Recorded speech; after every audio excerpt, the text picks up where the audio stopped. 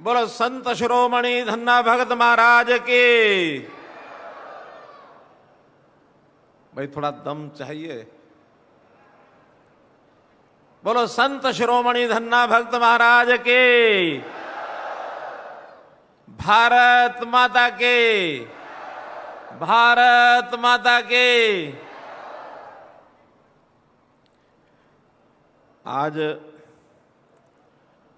हमारे मध्य में विराजमान भारतवर्ष के उपराष्ट्रपति आदरणीय श्री जयदीप धनखड़ जी, साथ ही इस मंच की शोभा बढ़ा रही हैं आदरणीय श्रीमती उपराष्ट्रपति डॉक्टर सुदेश धनखड़ जी, मंच पर विराजमान हरियाणा के भारतीय जनता पार्टी के प्रदेश अध्यक्ष पूर्व मंत्री श्री ओम प्रकाश धनखड़ जी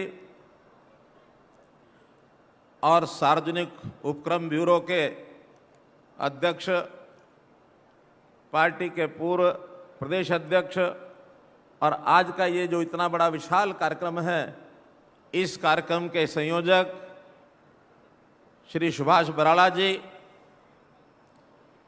समस्त समाज को मार्गदर्शन देने वाले, हमारे जीवन को एक दिशा देने वाले, हमारे बीच में बड़ी मात्रा में संत समाज बैठे हैं, मैं उनको भी अभिनंदन करता हूं। सरकार के हमारे मंत्रीगण, सांसदगण, विधायकगण, सभी अन्य प्रतिष्ठित जन, सभा में उपस्थित बुजुर्गों, नौजवान साथियों, माताओं, बहनों, पत्रकार, छायाकार मित्रों, आज का अवसर बहुत ही एक यादगार का अवसर बनने वाला है। इस अवसर पर कार्यक्रम करने का जब विचार मन में आया था, उसकी अपनी एक भूमिका है। वो भूमिका जरूर मैं आपके सामने रखना चाहूंगा। हमारा इतिहास बहुत बड़ा लंबा इतिहास है। पीछे अतीत में जाकर देखें तो इस देश के इतिहास में समाज भी अलग अलग प्रकार से और उसका रहन सहन हमको देखने को मिलता है। उनका मार्गदर्शन करने के लिए संत समाज की भी अपनी भूमिका रही है। और कहीं कहीं ऐसा भी आता है कि हमने दुश्मन आक्रांता जो थे, जो इस देश के ऊपर बहुत समय तक राज करते करते हमको जिन्होंने दबा के रखा था, हमारे ऊपर अत्याचार होते थे, ऐसा एक अपना इतिहास है। धीरे धीरे संघर्ष करते करते देश आजाद हुआ। 1947 में देश आजाद हुआ।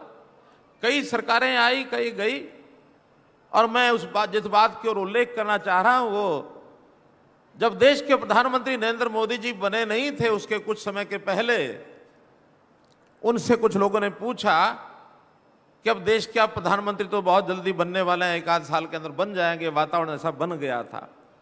उनसे पूछा गया कि जब आप प्रधानमंत्री बनेंगे तो आपकी प्राथमिकताएं क्या होंगी। अब हम सब जानते हैं, सरकार चाहे प्रधानमंत्री हो, मुख्यमंत्री हो, मंत्री हो, सांसद, विधायक, जो एक सामान्य चलता आता है कि जो जनता की अपेक्षा, लोगों की अपेक्षा होती है, वो आएंगे, विकास करेंगे, हमारे यहाँ सड़कें बनेंगी, स्कूल बनेंगे, गलियां नालियां बनेंगी, तालाब बनेंगे, हमारे अस्पताल बनेंगे, हमारे कोई कारखाने लगेंगे, नौकरियां होंगी, जहाज बनेंगे, रेलवे लाइन बनेगी, सब ये विकास की बातें सामने आती हैं। लेकिन मोदी जी ने इन सब बातों का उत्तर उस समय ऐसे नहीं दिया। दे सकते थे जवाब कि मैं आऊंगा तो इतने बड़े बड़े कारखाने ये खुल जाएंगे, कोई बड़ा उद्योग लग जाएगा, कोई हम निवेश ले आएंगे, कुछ भी कह सकते थे। लेकिन उन्होंने कहा, देखिए मेरी जो कौम है, मोदी जी की कौम, कोई जाति के नाते से नहीं कहा उन्होंने। उनकी कौम कौन सी? उनकी कौम है ये जो राजनीतिक नेता हैं। ये वास्तव में उन्होंने उस तरफ इशारा किया कि जो मेरी बिरादरी है, उन्होंने कौम नहीं, बिरादरी शब्द उपयोग किया था। तो जो मेरी बिरादरी है, इस बिरादरी की छवि ये बहुत धूमिल हो गई है। इस बिरादरी की छवि मैंने अच्छी करनी है, सुंदर करनी है, विश्वसनीय करनी है। कैसे ईमानदार नेता खड़े हों, मेरे सामने ये चैलेंज है। बोलो चैलेंज था कि नहीं है? जिनको लगता है चैलेंज था कि नेता कहते ही आदमी बिदक जाता था, क्या कि नेता जो है, राजनीतिक नेता होते हैं जो भ्रष्टाचार करते होंगे, जो कहीं गलत काम करते होंगे, जहां जनता को दुख पहुंचाते होंगे, यानी गलत शब्द बहुत ज्यादा मैं बोल भी नहीं सकता, मंच पर ऐसे शब्द लगाए जाते थे। तो क्या कोई नेता ईमानदार नहीं हो सकता क्या? कोई अच्छा आदमी नहीं हो सकता क्या? अगर नेता अच्छे होंगे तो समाज भी अच्छा होगा, ऐसा उनकी धारणा थी। उन्होंने ये चैलेंज बताया था और इस चैलेंज के बाद आज हम सबको अभिमान स्वाभिमान है कि आज देश में अच्छे लोग भी राजनीति में आने लगे हैं। और जब अच्छे लोग आने लगे हैं तो समाज को भी अच्छी दिशा देनी है। तो जो मैं बात पहले कर रहा था, ध्यान सारा पीछे लौटकर चला जाता है कि आखिर उस समय समाज में बुराइयां अच्छाइयां सब होती थी। तो बुराइयों को फैलाने के लिए राक्षस होते थे, अच्छाइयां लाने के लिए कौन लोग होते थे? अच्छाइयां लाने के लिए ये जो हमारा संत शिरोमणि समाज, जो समाज के अंदर महापुरुष संत के नाते से अपनी वाणी से विचार प्रसार करते थे, अपने कोई ना कोई साहित्य के माध्यम से, कोई ना कोई ग्रंथों के माध्यम से समाज को दिशा देते थे। ऐसा ही अवसर ये सन 1400 के आसपास का जो सारा अवसर गया, उस समय जब धन्ना भगत जैसे व्यक्ति इस पृथ्वी पर अवतरण लेते हैं, उसी समय उससे 50 साल बाद गुरु नानक देव जी आते हैं। उसी समय कई संतों के नाम लिए जा सकते हैं, संत कबीर, महर्षि वाल्मीकि, गुरु रविदास, ये उस समय के नाम हैं। गुरु नानक देव के बाद दशम पातशाही अगले 200 साल तक, ये उन्हीं का नाम उसी समय का है। उन लोगों ने समाज जीवन को पहले भक्ति भाव से ठीक किया। लोगों के मनों में जो बिल्कुल बुझा हुआ मन था, अंधेरा ही अंधेरा था, निराशा ही निराशा थी, लोग भय खाए हुए बैठे थे, उनको कोई बोलने की आजादी भी नहीं थी, उनको थोड़ा सा जागृत किया। और उसके बाद दुश्मनों से लड़ाई लड़नी है तो फिर हथियार तलवार भी उठाई, हथियार तलवार उठा करके दुश्मनों का मुकाबला किया। गुरु गोविंद सिंह के समय में ये सारे काम हुए, शिवाजी के समय ये काम हुए, महाराणा प्रताप के समय ये काम हुए। कितने ही महापुरुष ऐसे हुए हैं जिन्होंने देश को ठीक दिशा दी है। तो विचार आया कि हम भी क्या वो सड़कों नालियों में लगे रहेंगे या कोई संतों महापुरुषों को भी याद करेंगे।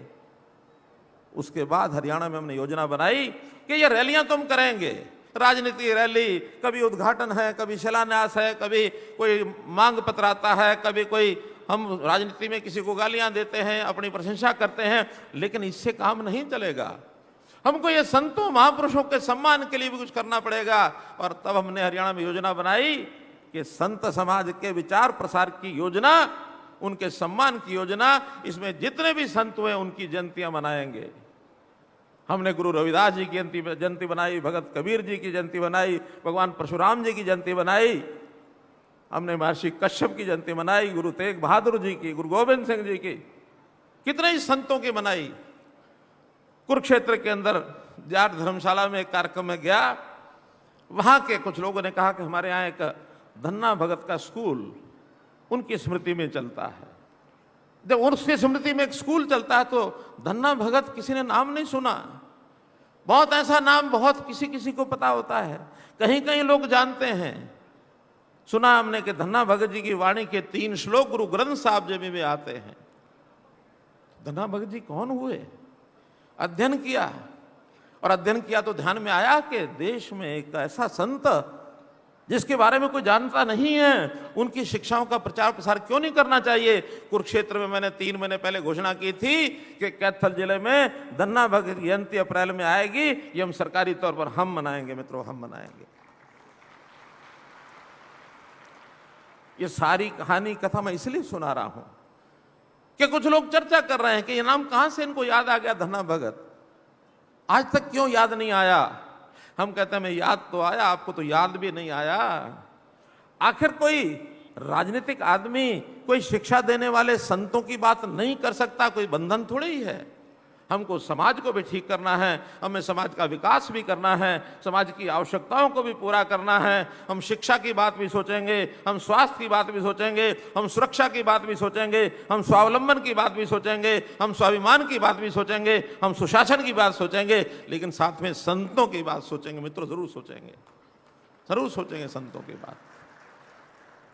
उन संतों की वाणी, उसकी लगन सबको लगे, ताकि जीवन हमारा स्वच्छ बने, सदाचारी बने। आज होड़ लगी है, ये इनके इन प्रकार कैसे भी सब सीमाएं तोड़ करके और आदमी कैसे अपना घर भर ले। भ्रष्टाचार की सीमाएं नहीं रही थी, इनको रोकने के लिए सरकार के पास कानून नाम की एक व्यवस्था होती है। हम रोक सकते हैं कानून से, लेकिन कानून से लंबे समय तक चीजें नहीं रुकती हैं। आखिर लोगों को जागृत करना पड़ेगा। क्या लोगों को जागृत करना पड़ेगा कि भाई जो आपसे गरीब है उसकी सेवा करो, जो पिछड़ गया उसकी सेवा करो। सरकार भी वैसे काम कर रही है। लोगों को कहो कि गलत बात की हामी न भरें, उस पर ठीक काम करें, कुरीतियां उसके खिलाफ लड़ाई लड़ो। हमने शुरू किया। मोदी जी आए, हरियाणा में कहा कि हरियाणा प्रदेश का नाम बदनाम है, बेटियों को मारने वाला प्रदेश ये माना जाता है। क्या आप बेटी बचाओ बेटी पढ़ाओ अभियान चला सकते हैं? हमने कहा हम चला सकते हैं। हमने बेटी बढ़ाओ बेटी पढ़ाओ बेटी बचाओ का अभियान चलाया। 2014 में ये जेंडर रेशो जो 851 थी, आज प्रसन्नता है मुझे बताते हुए वो 851 से बढ़कर के 923 हो गई। मित्रों, 923 हो गई है।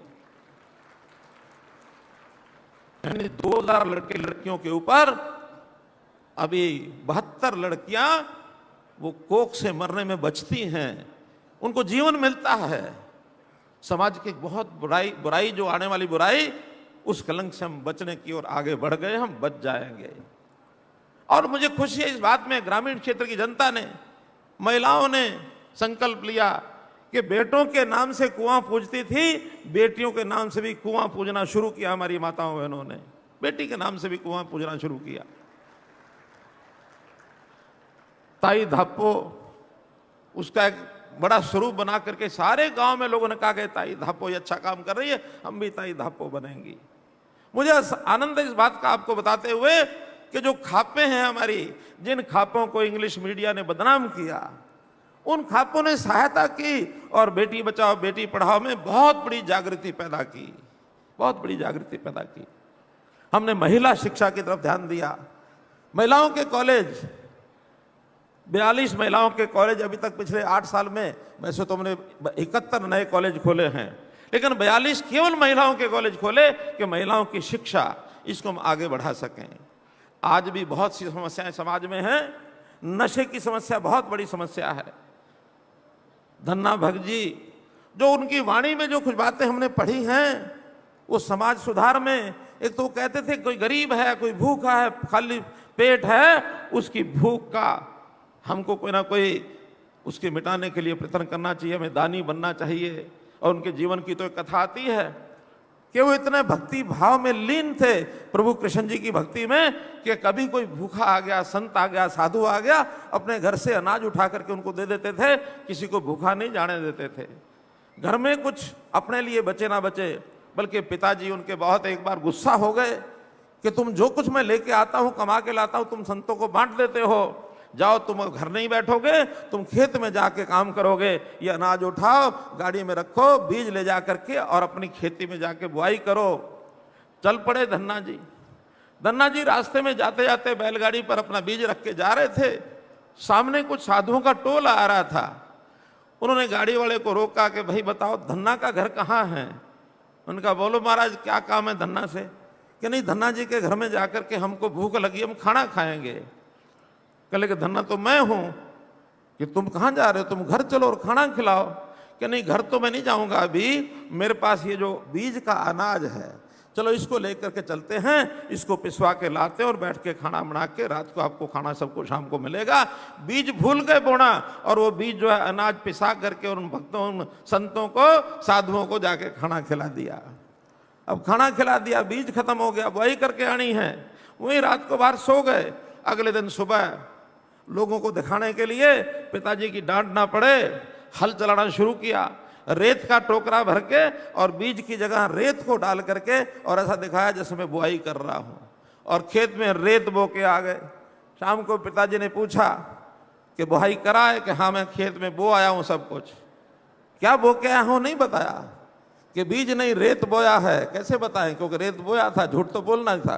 बो दिया है, बो करके आ गया हूं। मस्त हो गए, ये भी मस्त, पिताजी मस्त, बाकी सब मस्त। कुछ दिन के बाद गांव के लोगों ने धन्ना जी के पिताजी को कहा कि इस बार तुम्हारी फसल बहुत बढ़िया है। लेकिन बढ़िया कैसे? जो ऐसे होती है वैसे इस बार रखने नहीं, इस बार तो बहुत अच्छा उस पर फल लगा है, बहुत अच्छे उसमें बीज हैं, बहुत अच्छा ये है। प्रशंसा की खूब। धन्ना भगत मनी मन मुस्कुरा भी रहे थे, परेशान भी हो रहे थे कि बीज तो बोया नहीं, रेत बोया है, कैसे फसल हो गई। जा करके उसने भी देखा तो लहलहाती फसल। रेत बोया हो भले ही, लेकिन कृपा भगवान की कि जिन संतों की सेवा की थी उसमें से उनको प्रताप हुआ और उस खेत के अंदर बिना बीज के भी फसल हुई। ये है धन्ना भगत की कहानी। ये है धन्ना भगत की कहानी। कितनी महान आत्मा रहे होंगे, कैसे लीन भक्ति में हो गए। मैं उनकी बात को इसलिए जोड़ रहा हूं, आज भी क्या समाज में ये धारणा नहीं बननी चाहिए कि गरीब की सेवा करो। हमने हरियाणा में गरीब परिवारों के सबकी सेवा करने के लिए परिवार पहचान बनाया। हमने कहा जो कम आय वाले परिवार हैं उनके घर में अन्न पहुंचना चाहिए। जो पहले राशन कार्ड बने हुए थे उसमें 12.5 लाख पिछले 3 महीने पहले नए राशन कार्ड जोड़े हैं, उनको दिए हैं। एक साथ 12.5 लाख कार्ड, ताकि अन्न सबको पहुंचे, कोई भूखा न रहे, किसी के परिवार का कोई व्यक्ति बीमार न रहे। बीमार हुआ तो उसका इलाज कराने के लिए घर पर बोझ ना पड़े। प्रधानमंत्री जी ने आयुष्मान भारत ये योजना चलाई, 5 लाख रुपए हर परिवार की सहायता। ये परिवार भी 15.5 लाख थे जब मोदी जी ने लिस्ट निकाली। हमें लगा ये भी कम है, हमारे और इसको आगे बढ़ाना चाहिए, और 13.5 लाख प्रदेश सरकार की ओर से जोड़ करके आयुष्मान भारत चिरायु हरियाणा 29 लाख कार्ड हमने किए। भाइयों बहनों, मैं इसलिए गिरा रहा हूं, ये सरकार आपकी वो सारे काम जो संतों ने बता रखे हैं, जो सीधे सत्य के मार्ग पर चलने वाले हैं, उन कामों में हमारा विश्वास है, उस नाते से हम कर रहे हैं। हमारी आलोचना भी बहुत होती है, बहुत आलोचना होती है, हमारे विपक्ष के लोग करते हैं, हमें कोई चिंता नहीं है। हमारे जिम्मे सेवा का काम लगा है। राजनीति में आकर के सेवा करना ये हमारा धर्म है, कभी कोई करता नहीं था। और एक नई बीमारी समाज के अंदर जो चली है उसके प्रति भी आगाह करूंगा। पिछले 8 साल से देख रहा हूं मैं, ये राजनीतिक लोग समाज को जातियों में बांटते हैं कि जातियों में बांट करके ये जाति मेरी, ये तुम्हारी, ये इसकी, ये उसकी, इस प्रकार से चलते रहे हैं। हमने 2014 में संकल्प लिया था भाइयों बहनों कि हरियाणा हरियाणवी एक होकर के बनेगा। हरियाणा एक, हरियाणवी एक, जाति पाति से ऊपर उठेंगे। ये संतों की भी जाति पातियां तो थी ही सही, ऐसा नहीं कि नहीं थी, लेकिन कभी भी किसी संत ने किसी एक जाति का संत होकर के कभी भी चाल चलन नहीं किया। उनका व्यवहार सारे समाज को मानवता लेकर के चलता रहा। भगत कबीर, उनका एक दोहा हमने सुना है, कबीरा खड़े बाजार में, क्या है आगे, कबीरा खड़ा बाजार में सबकी मांगे खैर, ना काऊ से दोस्ती ना काऊ से बैर। अब थे तो वो भी किसी एक समाज से पैदा हुए, लेकिन उन्होंने कभी भी, और मैं तो इतना प्रभावित हुआ इस वाणी से, मैंने जब भगत कबीर की जयंती पर गया था, मैंने उसी दिन घोषणा की कि मेरे घर का नाम भगत कबीर कुटीर रहेगा, और उसी दिन बोर्ड लग गया था भगत कबीर कुटीर का, उसी दिन का। संत धन्ना भगत हुए होंगे किसी जाति के अंदर पैदा, लेकिन जाति के संत नहीं हैं, वो सारे समाज के संत हैं। उन्होंने भी गुरुवाणी में जो कुछ लिखा है, उस गुरुवाणी में लिखा हुआ मैं आपको पढ़ के अगर सुनाऊं तो आपको ध्यान में आएगा। गुरु ग्रंथ साहब जी ने लिखा है, जोत समाई समाणी जाके अछली प्रभु पहचानया। उनका जिसके जीवन में प्रकाश होता है उसी को प्रभु की पहचान हो जाती है, जिसके जीवन में प्रकाश होता है उसी को प्रभु की पहचान हो जाती है। आगे लिखता है, धन्य धन पाया धरणीधर, धन्य धन पाया धरणीधर, मिली जन संत समाण्या। धन्ना भगत कहते हैं कि उनका प्रभु से मिलन हुआ है, जो सृष्टि पालक प्रभु हैं, उनका जो मिलन हुआ है, संत संगति को पाकर प्रभु के साथ वो आत्मसात हो गए हैं। यानी कितना बड़ा विचार उनका। ऐसे संत को भुला बैठे, तो ऐसे संत को भुलाना नहीं है। हमने उनके जीवन को शिक्षा लेते हुए और चाहे वो हैं चाहे उनके समय के और संत हुए हैं। मैं बताया कि 50 साल के बाद गुरु नानक देव जी भी हुए हैं। इस क्षेत्र में, इलाके में गुरु नानक देव जी की वाणी का भी बड़ा प्रसार है। गुरु नानक देव जी ने 3 शब्द हमको दिए थे। उन्होंने कहा था कि कृत करो, अर्थात मेहनत करो, ईमानदारी से करो। दूसरा उन्होंने कहा था कि नाम जपो, भगवान को याद करो। तीसरा कहा था वंड छको, कि गरीब को सहायता करो, सब में बांट करके खाओ। तो सब बांटेंगे, समाज का एक दर्शन ये उन्होंने हमारे सामने रखा था। तो ऐसा करते करते मेरा तो यही कहना है कि संतों की इन वाणी को याद करते हुए मैं तो धन्ना भगत जी के नाम को, उनकी यादगार अमर बनी रहे, इसके लिए कुछ बातें जरूर आपको कहना चाहूंगा। एक तो कहीं ना कहीं हमारी जो पाठ्य पुस्तकें हैं, संतों का जहां उल्लेख होगा वहां धन्ना भगत जी के नाम का भी उल्लेख जरूर कराएंगे, ताकि उनको हम याद रखें। अभी पीछे धन्ना भगत स्कूल में मैं गया था, उन्होंने कुछ मांग पत्र रखा था। छोटी छोटी मांगे थी, बल्कि मुझे कष्ट भी हुआ इस बात का, जिस स्कूल में धन्ना भगत में बच्चे पढ़ते हैं, मैंने कहा भी उन बच्चों को पूछा कि आप धन्ना भगत जी के बारे में क्या जानते हो, एक भी हाथ खड़ा नहीं हुआ। मैंने उसी समय कहा कि धन्ना भगत जी के पुस्तक इन बच्चों को पढ़ाओ, जो जिस स्कूल में पढ़ते हैं उस नाम को याद रखेंगे। धन्ना भगत जी का स्टैच्यू हमने कुरुक्षेत्र में लगाया था, तो एक धन्ना भगत जी का स्टैच्यू धनौरी के गांव में या यहाँ के आसपास के लोग जहां चाहेंगे, जहां उनकी मान्यता है, एक स्टैच्यू उनका यहां लगवाया जाएगा ताकि अमर बना रहे उनका नाम। धन्ना भगत जी के मंदिर में आज उपराष्ट्रपति महोदय जी के साथ मैं भी दर्शन करने गया था। वहां उन्होंने मांग रखी है कि एक लंगर हॉल बनाया जाए, उस लंगर हॉल की भी स्वीकृति दी जाती है। ऐसे ही वहां एक धन्ना भगत जी के नाम का तालाब है, सरोवर है, उसकी स्पोर्ट वाल, उसकी जो लाइनिंग है, वैसे तो हमारा पौंड अथॉरिटी का काम उस पर चल रहा है, फिर भी उस पर लाइनिंग, उस पर घाट वगैरह बन जाए, उसका और सौंदर्यकरण जो है उसका वो किया जाएगा। इसी प्रकार अब ये छोटी बातें हैं, इनका तो कहने का उतना अर्थ नहीं है जितनी एक बड़ी घोषणा में आज करने का मन कर रहा है, क्योंकि धन्ना भगत जी के नाम से प्रभावित होकर के हमने ये कार्यक्रम किया है। तो बड़े बड़े महापुरुषों के नाम से हमने कुछ संस्थानों के नाम रखे हैं।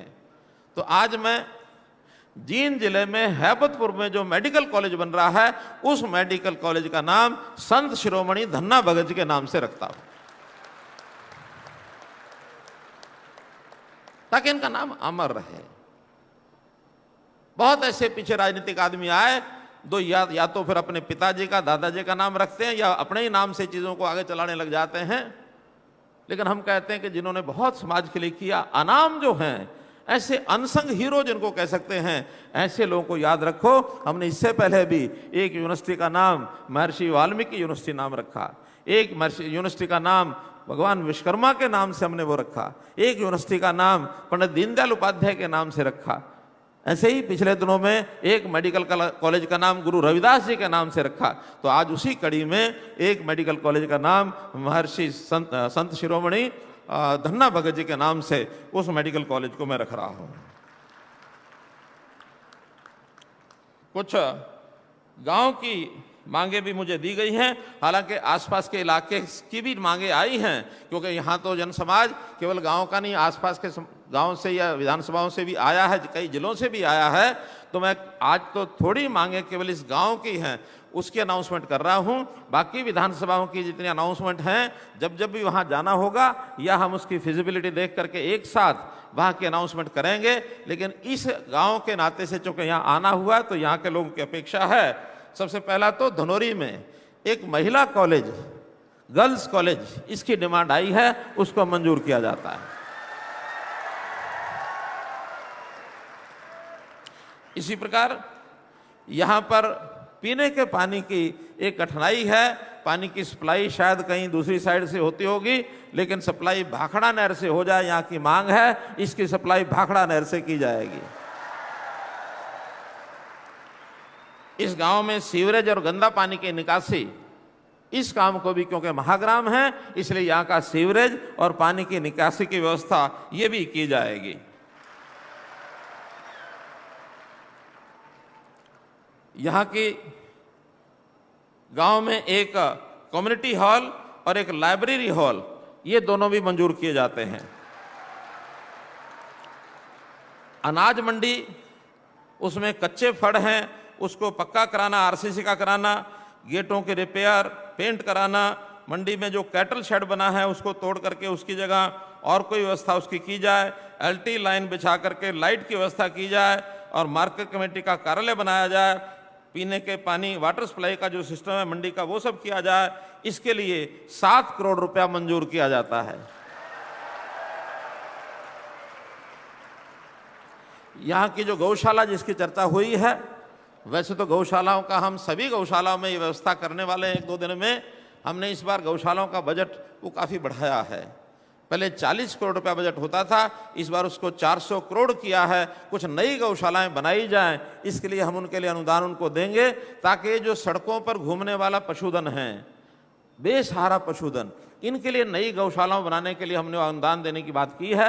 लेकिन चलती हुई गौशालाओं में भी थोड़ा बहुत योगदान, जैसे जनता तो खूब करती है, लेकिन हम भी अपनी ओर से थोड़ा थोड़ा योगदान, ताकि गौशाला में चारा आदि खरीदने का काम वो कर सकें। यहाँ की जो गौशाला है, बाकी अनुदान तो आएंगे, लेकिन आज केवल इस कार्यक्रम में आने पर इन्होंने याद कराया है, तो 21 लाख रुपया उस गौशाला के लिए भी देके जा रहा हूँ।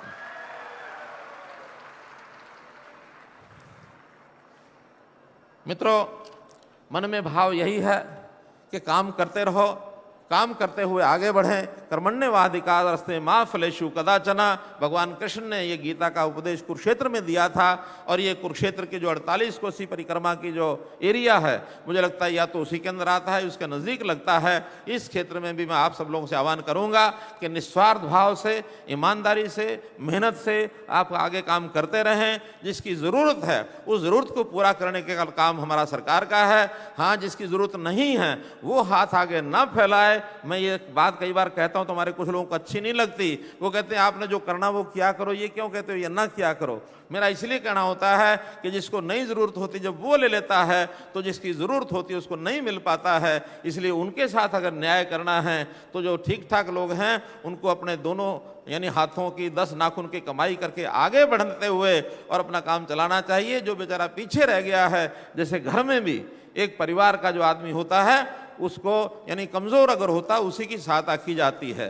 और सरकार जो काम करती है उसमें सहयोग करना चाहिए। बहुत से लोग ऐसे भी हैं जो दबाव बनाने के लिए कई बार जो है ना, जैसे जिसका धंगताना करना, आंदोलन करना, स्ट्राइक करना और ज़बरदस्ती काम को कराने का भाव जो रखते हैं, वो काम में बाधा डालते हैं। उनको भी हमको समझाना चाहिए कि जो अच्छा काम सरकार कर रही है उसका साथ देना चाहिए। कहीं कोई कमी रह जाए तो उसके लिए बात करनी चाहिए। संवाद से चीज़ें आगे बढ़ती हैं। इतनी बात कहते हुए मैं आपका बहुत बहुत आभार, धन्यवाद करता हूँ। बहुत बहुत धन्यवाद।